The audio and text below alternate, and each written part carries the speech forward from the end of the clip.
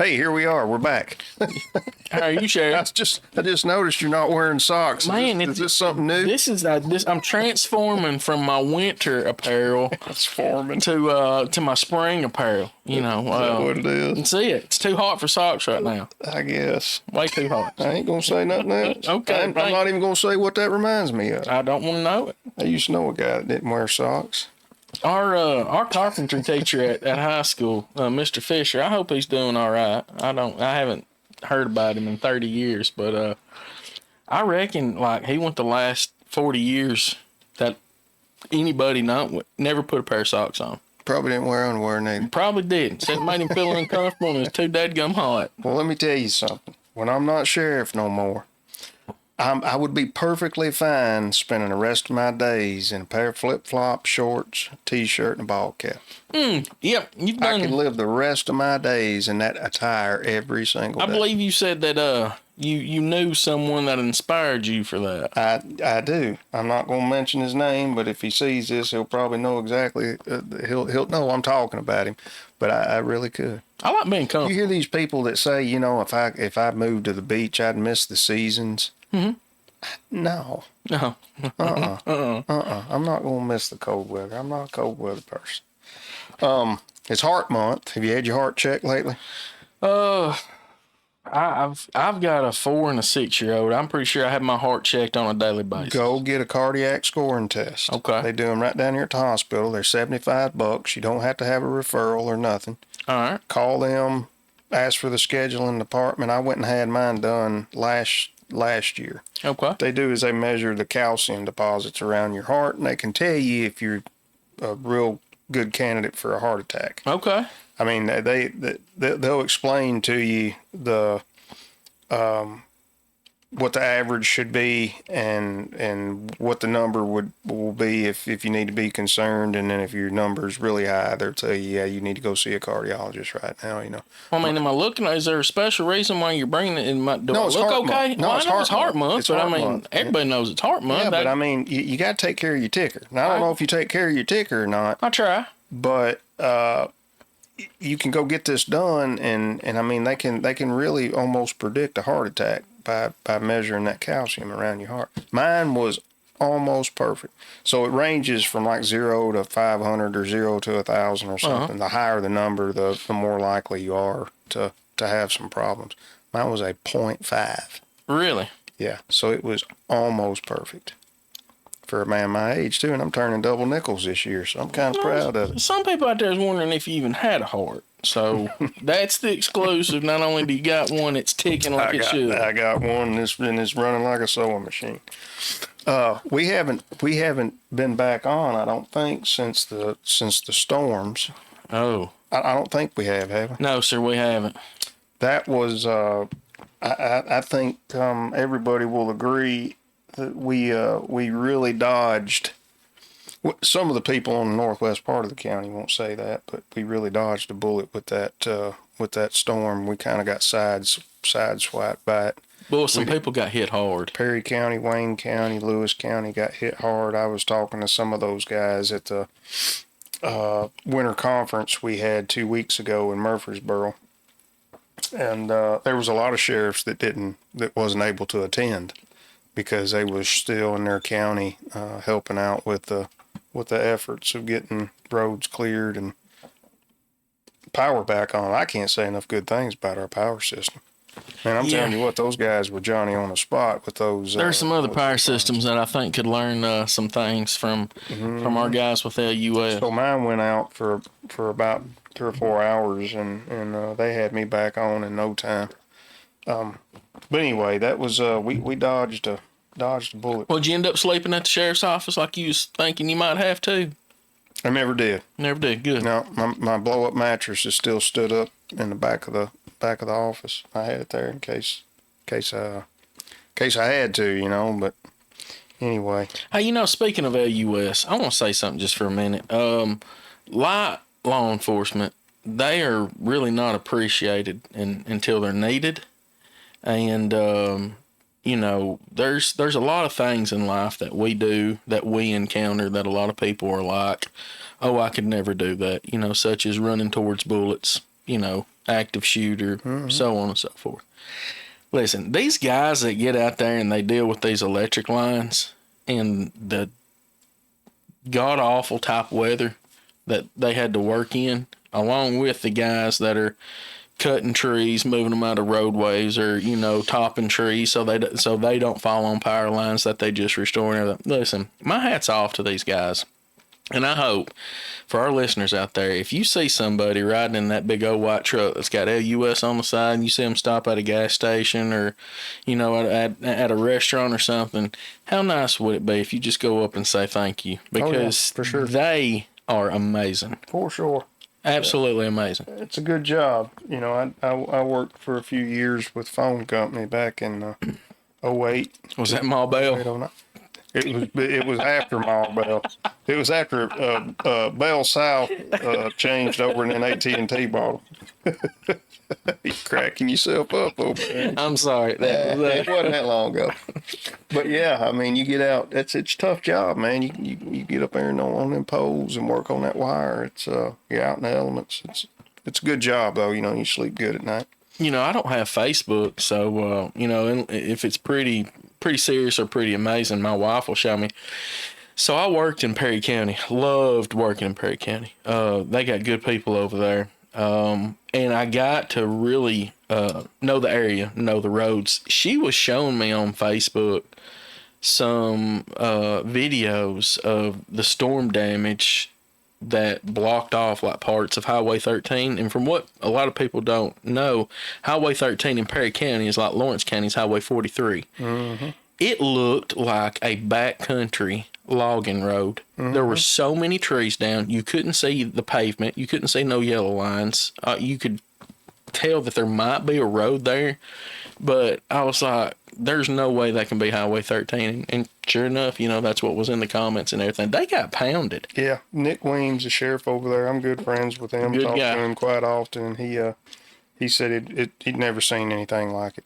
Never seen anything like that damage they had over there. Wayne County was, I remember I talked to Shane Fisher the day after, I think, that the ice came down, and I said, how many outages do you have? He said, pretty much everybody outside of the city limits. Gosh. Yeah, so they had a lot. But we were fortunate. We kind of got sideswiped. All of our damage was mainly in one part of the county, and that allowed our guys, our linemen, to get up there and get it fixed. And they did. They done a great job. Got a lot of it done real quick. And then there was a few areas up on Napier Road in that area up around the Lewis County line that took them a little while longer. Brush Creek, that area out there. So I did what I shouldn't have done, after I gave it a few days, and then, we went sightseeing. And I'm here to tell you, you're talking about Nick Weems in Perry County. If they didn't have a sheriff like Nick, who's willing to get out there and bust his tail and go at it, they would be in a whole lot worse shape than what they were. Oh, yeah. It's a small community. It is. And everybody's got to do their part. And unlike Lawrence County, the sheriff's office over there is the only law enforcement entity in the entire county. So he's the man.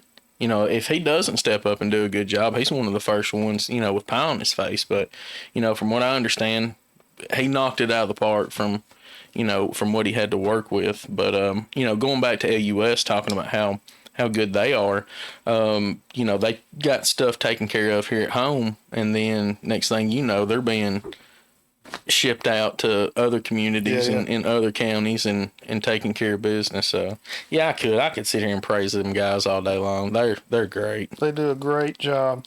I guess you probably heard about the toddler that we lost in well, that's heartbreaking. The MVA up on Napier Road. Yeah, that was a tragedy. THP done a great job. They done exactly what they were supposed to do. EMS, fire, everybody. I was talking to an individual before I got here, and they were asking me about how the command structure works when you have that kind of a scene. Who's over what, who's doing what, and the best way I could describe it was to them, whenever the county don't work wrecks, and a lot of people don't know that sheriff's deputies hardly ever work MVAs. If if we have bad weather or we have a shortage of troopers in our area, and we have an MBA with no injuries, but it needs to be reported, then we will. But there almost always has to be exigent circumstances before sheriff's deputies just normally never work Right. MBAs. Police and highway patrol do that. So and I was trying to break it down. I said, so when a wreck is dispatched, dispatch will send law enforcement, fire, and EMS. That's who they dispatch. And when and it depends on who really arrives at the scene first. I mean, we all know how to render first aid, and we're all certified in CPR. Most of us are, and so we can do the basics. But if fire and EMS isn't on the scene yet, and we're having to render first aid,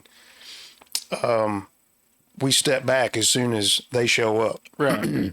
They're the professionals. Right. And they have control of that scene. Now, if you have an entrapment or you have a submerged vehicle or something, then that's fire. They're trained on how to do that. They're trained on how to grit off the water and get in there and look for any more potential victims. And so they have control.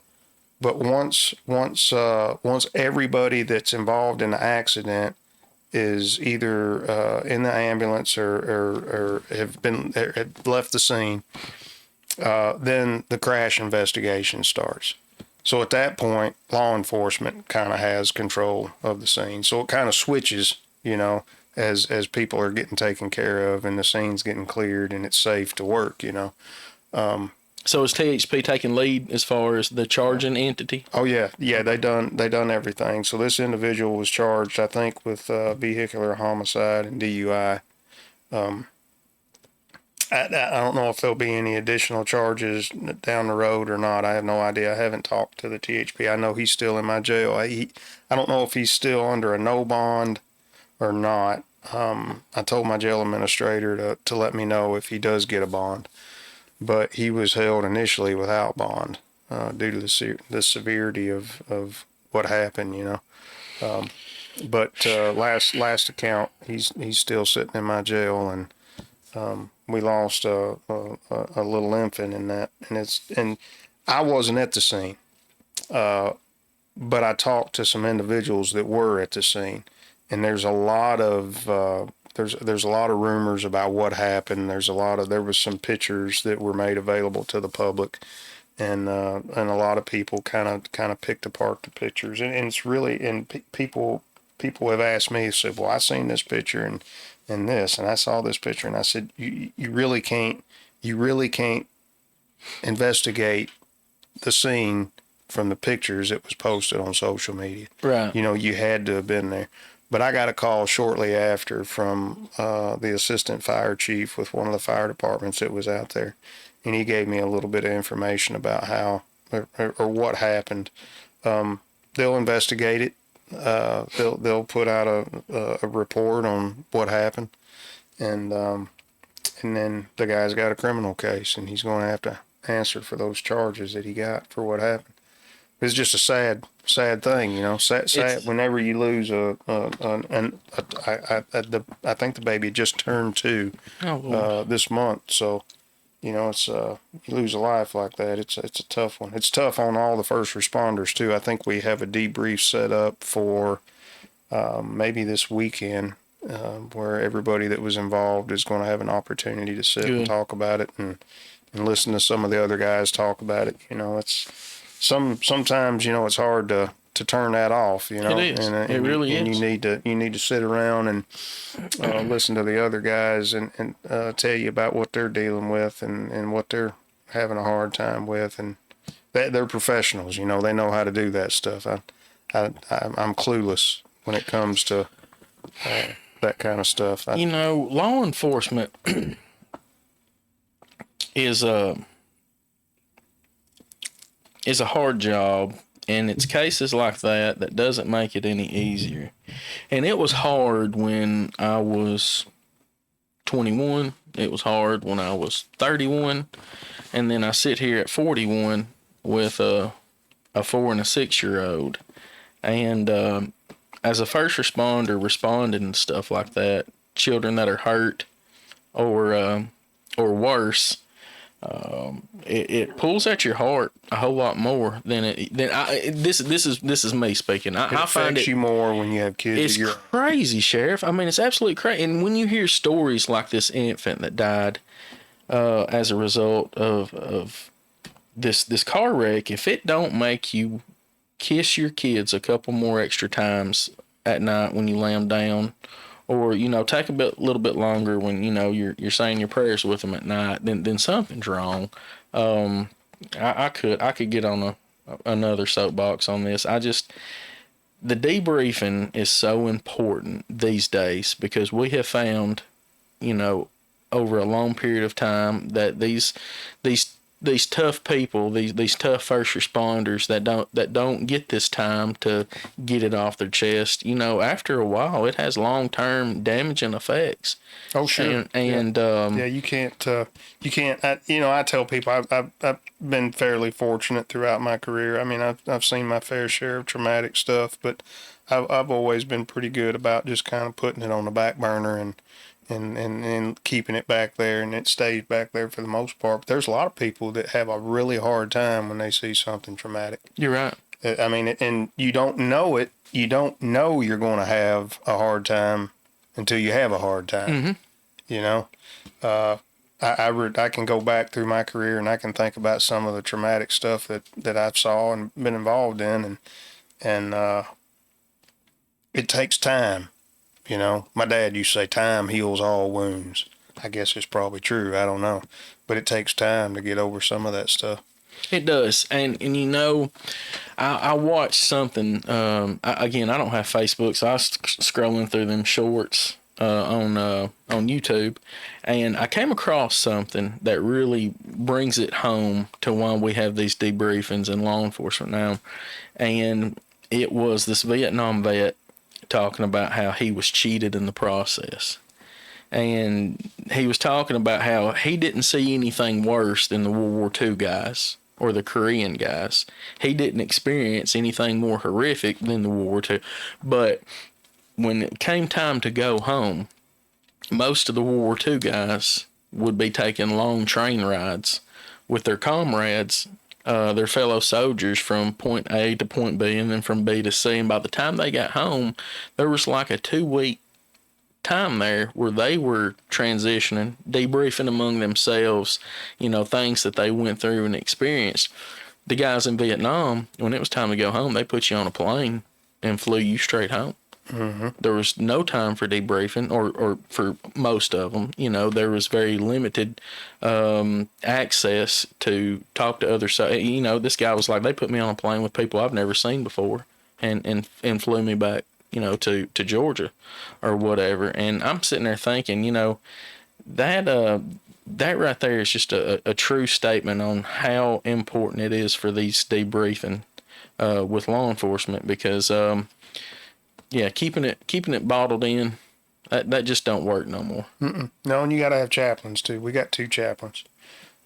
We utilize them quite a bit, with a lot of stuff. I mean, they're good. They're good. I mean, they're good for everything. I mean, they're good for personal problems that you're having, not work related. Right. That might be work related. The work might be causing the stress that's causing the problem in your personal life. Amen to that. I'm a big believer in that, and we have plenty of assets for that. But did you see changing gears? Did you see the little short video that I posted yesterday? I think it was scams. All right, so we know we talk about scams a lot. I heard y'all had a scam yesterday. We involved your department, did it not? Well, yeah, and it's not that uncommon, because this scam and another one are kind of the 2 big ones that we see in our area. The one is where this individual poses as a sheriff's deputy and says that you've missed your jury duty, mm-hmm. and you have to pay this money for it to go away. And the other one is a federal warrant. and they just kind of, one will surface, mm-hmm. and then it'll go away, and then this one will service, and it's back and forth, back and forth. But what made this one unique yesterday is he's my neighbor, and he comes walking in the lobby with his wife, and we let him into the front office there, and I'm sitting in there with my chief deputy and a couple more people, and he said, Sheriff, he said, you ain't gonna believe this.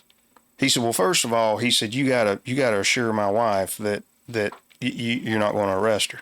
And I looked at her and I said, we're not going to arrest you. I'm surprised you didn't try to throw out a joke. I could have, but we've been looking for I could see the panic on her face. So, I'm sure. Yeah, so I didn't. But this guy was so believable. He calls her up, and he says his name. He claims to be a sheriff's deputy, works for the Lawrence County Sheriff's Office. And he had talked to me personally, and I had okayed him to handle this situation like this. And he also knew that me and this woman and her husband were neighbors. Oh. He tells her on the phone, I know the sheriff lives right down the road from me, and I was just talking to him a little while ago, and he okayed me to handle this, and I really don't want to be doing it like this. I got other stuff I need to be doing, but I was told that I needed to do this. But you need to pay this money through this bonding company to make sure this federal warrant doesn't get served on you. And she said it was the most realistic scam that she'd ever heard. I'm sure. To the point to where they drove to the sheriff's department and they wanted to see me and hear me tell them that it was not a scam. And not to disclose where you live, but that was probably a 25-minute car ride to the sheriff's office. Yeah. So that's what kind of made it unique. Now, they spoof our number at the sheriff's office all the time. They also spoof some of the investigators' names, and the caller will claim that he's this investigator. It's funny because I was talking to my captain today, and we've had a total of probably 20 plus this week. Really? Complaints on this scam. And that's the ones you know about. That's the ones I know about. And I got some personal calls from people that I know, calls and texts, and saying, hey, is this really what's going on? It's a scam. Block and report. You've reported it, so just block it. Just block the number. But, so between the calls that I've gotten, the calls and texts on my personal phone, and then the calls that's come in through the sheriff's department, and then the ones that I don't know, man, we've just been bombarded by this scam. So I don't know if they just like, they just throw something on a map and say, let's focus in southern middle Tennessee, or how they pick areas of the country to really like carpet bomb that whole area with these scams. But so from what I've read online, whenever this stuff really started getting out, about 4 years ago, they like to pinpoint more of your rural communities, because everybody knows everybody. I mean, how many times or how many people out there can you call right now and say, hey, I'm George Bartarian, or hey, I'm John Myers, or your captain. And for our listeners out there that are not familiar with the term of spoofing a number, what that means is when your phone rings, 931-762-3626 will pop up on your cell phone, and when you answer, one of the biggest things that I think should be key here. One, we'll never ask for you to pay money if you've got a warrant. Okay, if you got a warrant, we're going to come to you, and we ain't going to give you a heads up, right? No, there's no paying off a warrant. Right. But two, we'll never beg you or tell you not to hang up the phone, because what happens when they spoof that number, okay, as soon as you hang up and call 762-3626, where's that call going to go to? It's going to go to the jail. And when one of your receptionists or one of your deputies pick up the phone and they hear, yes, sir, I was just talking to, Chief Deputy Bartarian, and he said if I didn't pay him this money for this warrant, I'm just wondering where I need to send this money to. One of the first things your personnel or employees is going to do is be like, sir, ma'am, This is a scam. We don't do that. We don't do that. So if you get these phone calls, and one of the biggest things you notice is they're telling you, do not hang up the phone, because if you do, there's no more discussions. We're just going to come get you and service warrant on you and throw you in jail. That should be a red flag. We had another one, and I never heard of this one. This one was from about a month ago. I got a call from a guy I know that lives in the county, and he was going to take his wife out on a date in Nashville and was going to rent a limo. And he wound up getting scammed from this limo company, this fictitious limo company, but it was online. So he got on the website and he gets a phone call. I think he opted to get a call from a representative with the limousine company. Okay. And so they call him up and say, yeah, we'll do this. And they tell him how much it's going to cost. And he's got to pay half up front. The red flag was they wanted him to use Apple Pay or some other. Was it like a Green Dot money card? Like a Venmo or something. And that's always going to be an indicator. Right. So he pays for it, and then they call him back and say, there's a problem with that limousine. We're not going to be able to get you that one. We can get you this one, and it's going to be a little bit more. It's a nicer one. And so there's a upcharge. So he agrees to get that one, and he pays, and he sends them some more money. And then they tell him that they didn't receive the payment. Something didn't go through. So he sends it again. And then they call him back and tell him there's something else. And so now he's done deep into this amount of money, mm-hmm. and he finally says, "Look, I got a feeling you're trying to pull one over on me, and I'm not sending you any more money until that we have the limousine and it goes the way it's supposed to." So now the caller gets aggressive and starts telling him, "Oh yeah, you're going to pay me. If you don't pay me, I'm going to send some gang members to your house." Oh, really? And we're going to take you and your family out. And so he's sending them pictures that they get off the internet of his family and his kids and his home and where he lives, and sending him just making some of these terrible scares him. Now they're saying, "Hey, now you're going to give us $5,000 because I'm going to send some MS-13 gang members up there to take you out if you don't." Scared him to the point where he changed cell phone numbers.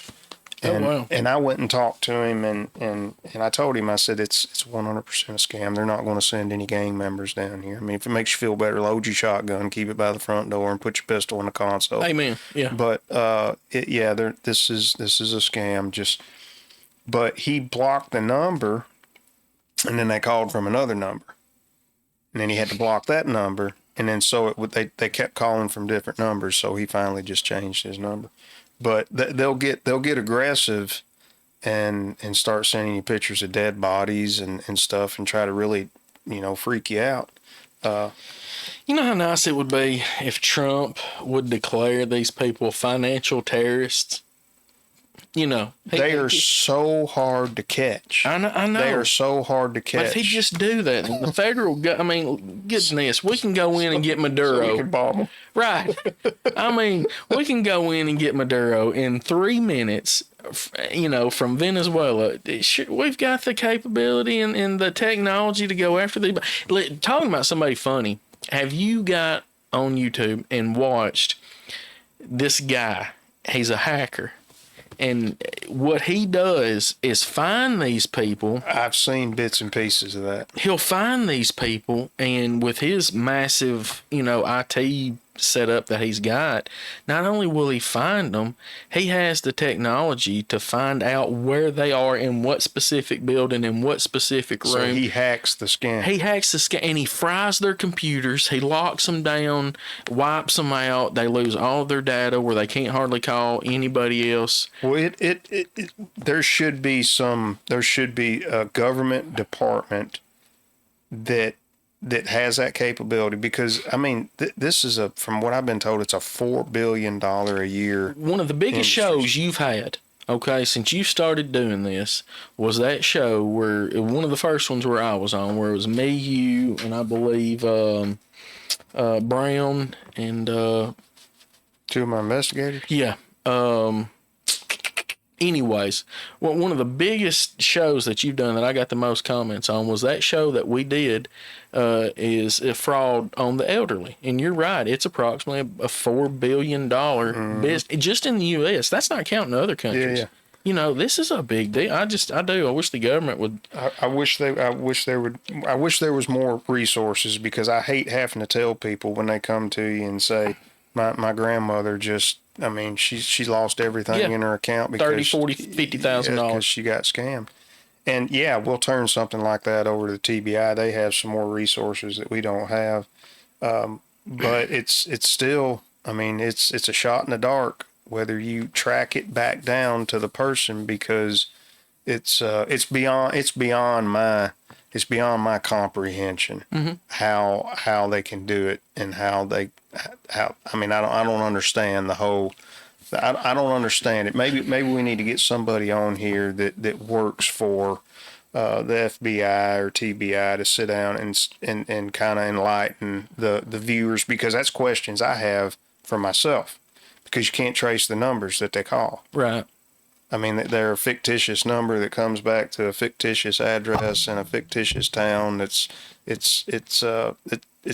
almost impossible to trace that number back. And it's because, you know, they're sending them via IP addresses that they're constantly changing, constantly moving. I mean, look what's going on in, what is it, Arizona, with the elderly lady who's been kidnapped or whatever.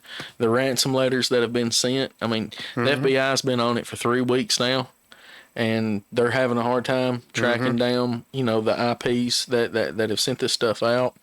It can be done. There's not a doubt in my mind. And if President Trump is listening, my suggestion, I'm sure he is. Trump, take about 1/3 of the IRS employees and create a division that does nothing but go after these people who seek out our elderly and defraud them. I'm sure he got that message. I'm sure he was listening. I mean, if they need to have a round table on it, I believe me and you can clear a schedule. And well, you know, we're going to be transitioning from Facebook to this sheriff's app that we're going to. We had our first meeting with the app company last week, and we have the basic design of the app finished. Now they're going to give us a template, and we're going to sit down with our IT guy and some of the other command staff, and we're going to go through each individual like icon that you click on the app and make sure it's set up the way we want to. And we're hoping we're going to have this ready to go in about 6 to 8 weeks, 4 to 6 weeks maybe. Maybe the end of April it'll be up and running, and we're going to transition from our social media to just this app. And it's a free app. You know, you just get on the app store and download it, and it'll have everything. It'll have our inmate information. It'll have notifications. It'll have our whole office broke down into our different department. I mean, it's one of the coolest things ever. But anyway, I'm sitting on a Zoom call with this guy, and me and him and the tech guy, and I'm watching them build this app on my phone, on the Zoom call, watching how they're building this app as we're talking. And it's you just almost can't fathom. It's almost like another language, isn't it? The technology, how they're able to build this app that we're going to download and have on our phone. It's nuts.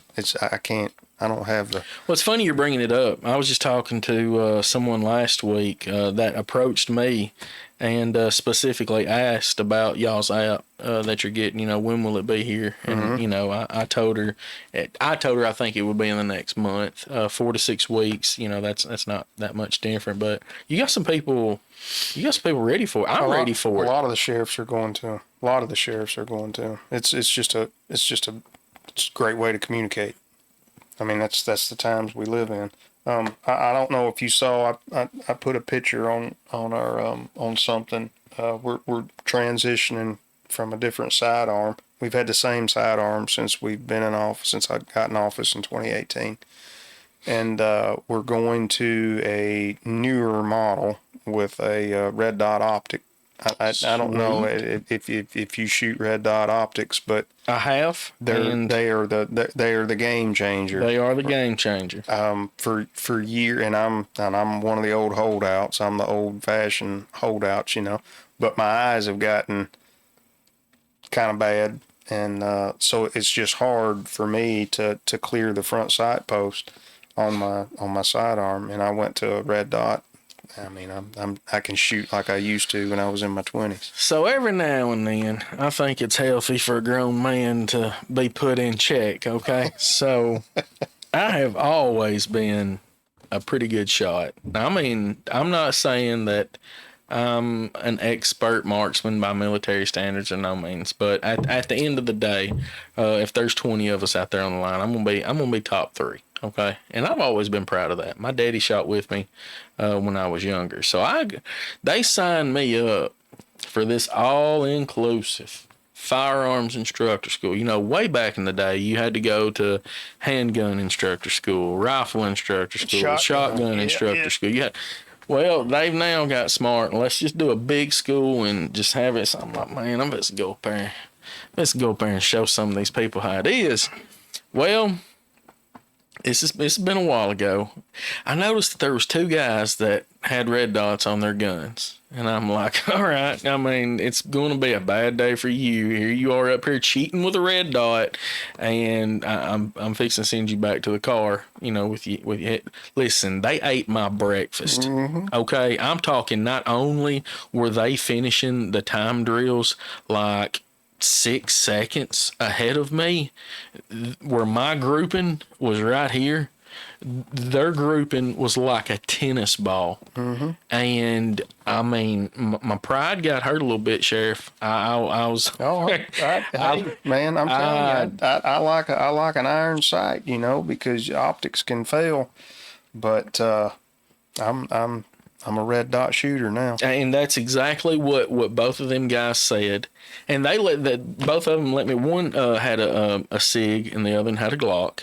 And they both let me shoot theirs. And at first, it felt like I was trying to ride a bicycle in a swimming pool. Okay, it felt so unnatural. Here I am moving my head, you know, I was doing it all wrong.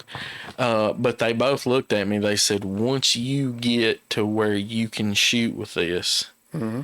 two things: it'll only get better. You'll only get more accurate, and two, you will never go back to an iron sight if you have the option. And they were spot on. And it helps too to get a pistol. You'll realize how important it is to get a pistol that matches your grip and your hand and your mm-hmm. height and your arm length and all that. I mean, I like a short, light, compact pistol. I always have. And I mean, I don't have really big hands, so I don't. But I got a pretty high dollar pistol, more than what I like to spend. But it's worth it. When you're used to shooting factory Glocks or factory Smiths or whatever, you know, with the factory trigger and the factory the slide spring, you know, and then you go to something that's really top notch, mm-hmm. you know, and it's got an optic on it. And yeah, I feel like I can shoot like I used to. See, we go every year and compete with the other sheriffs when we qualify in Spring Hill. And they give away a lot of nice stuff at this competition. And out of 50, 60, 70 sheriffs that show up, there's only, you don't have to shoot in a competition. You have to sign up to shoot in a competition. There's usually probably 35, 40 of us that shoot in a competition. And they give the prizes away for the top 3, I think. 3 or 4. And I'm always right there around 7, 8. I'm just out. I'm just off the bubble, you know. Mm-hmm. So anyway, I got this pistol and I went up there, but I didn't have an optic on it yet, and I done better than what I did before, but I still wasn't in the money. Gotcha. You think this now year, you're in the money? I'm gonna be in the money. I'm coming back with that flat screen. Okay. Yep. Yeah, it's 75-inch flat screen. They gave it away last time, and I didn't even get a whiff. Well, and you know what's coming. There's going to be some people out there on, you know, why do we have to spend money on these red dots and everything? You know it's coming. because I've heard it, myself with other people that carry red dots. Did the government pay for that, or did you pay for it? Well, I don't care who pays for it. That one big thing I think people need to take away from this is the red dot will do two things. One, it'll help us be able to hone in that shot on where we want it, and by doing that, it takes care of the second thing. Less likely for shots to get away from us. Yeah, we're responsible for every shot that leaves a barrel. Every shot. So if you miss, you're responsible for that. And these, we're actually trading in our old pistols for the new pistols, the new generation pistols, with the red dots. And we had a gun auction. I don't know if you. Well, I know you remember. You was there. You helped with the gun auction. I was there. So the money from that gun auction is what's paying for the optics. Really? Yeah. So it's that's a win-win. I think it's paying for most of it. Might not be paying anyway. It's not. Yeah, it's not. Whatever the cost is, it's the peace of mind knowing that your guys are a better shot with them. And if you got to take a shot over 30, 40 yards, with a sidearm, that's a stretch. It is a stretch. Let's see, what else have I got on my list that we need to talk about? We had a house fire this morning. I was up at 3:00, couldn't sleep, and I heard that dispatch. There was, I think it was on Chief Creek Road. I hope the woman's doing okay. The call came out that she'd gotten out, but she had some burns on her. We also had a wreck on 43 North this morning at Debbie's Mini Mart, right there coming into Summertown. I'm not for sure. There was a lot of confusion in the way that it was dispatched and what happened after we got to the scene, but I never did get the full report on what happened. But I think one of my deputies told me that she actually hit the building up there, but I'm not sure. Really? Yeah, I haven't got the full report on that yet. Well, while you're taking a minute, am I right? We got the shelter dinner coming up before too long. I do. I got it on my calendar somewhere. Do we not? I think it's March 3rd. I believe, if the information that was sent to me was correct. I believe that's March 3rd. Is that what you're showing?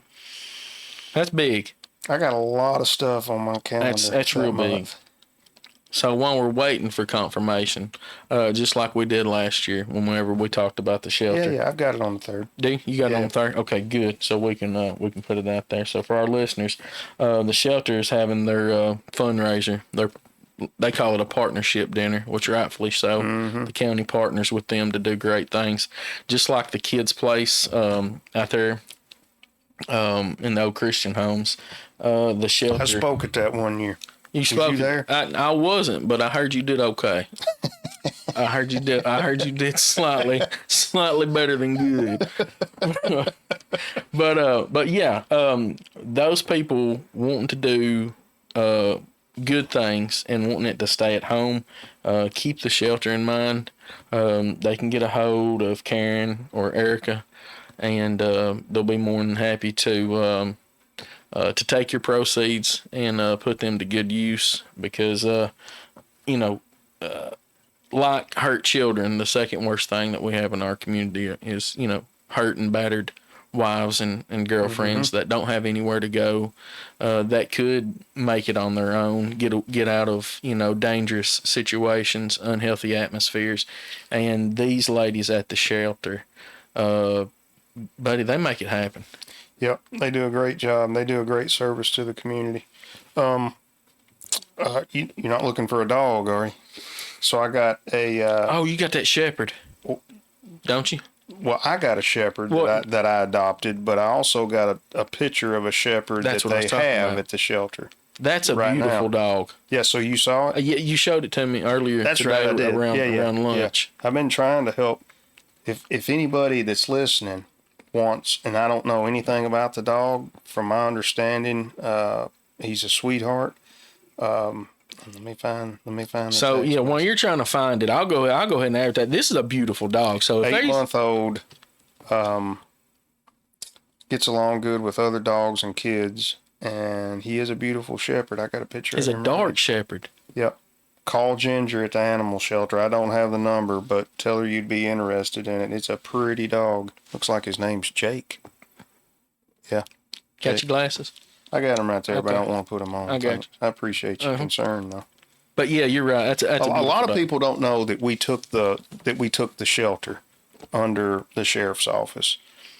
So the county and the city has always partnered with the shelter, and up until last year, the county paid half the funding for the shelter, and the city had all the operational administrative control over the shelter. The county just paid for half the funding. Last year we kind of reversed roles. So now the city pays for half the funding and the county has the operational administrative control. Okay. And it falls under my budget at the sheriff's office. Oh. So Ginger, who's doing an amazing job down there, is actually falls under me, under the sheriff's department. And I can't say enough good things about what they're doing over there. We have inmates that go to the shelter every day and help with a lot of the heavy lifting, a lot of the maintenance and stuff, because I mean they've got last I checked they had well over 100 dogs in a facility that really doesn't need to be much over 80.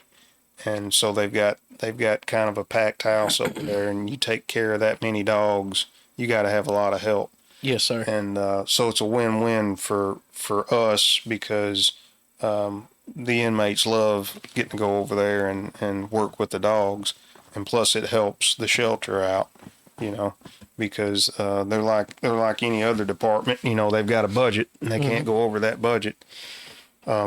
But they're doing a lot of good things over there, and they're moving a lot of dogs. That's what I was fixing to ask you. On average, how many dogs are they moving about a month? I don't have the numbers, and I don't want to speak out of turn. Ginger comes every 2 weeks and gives me a report.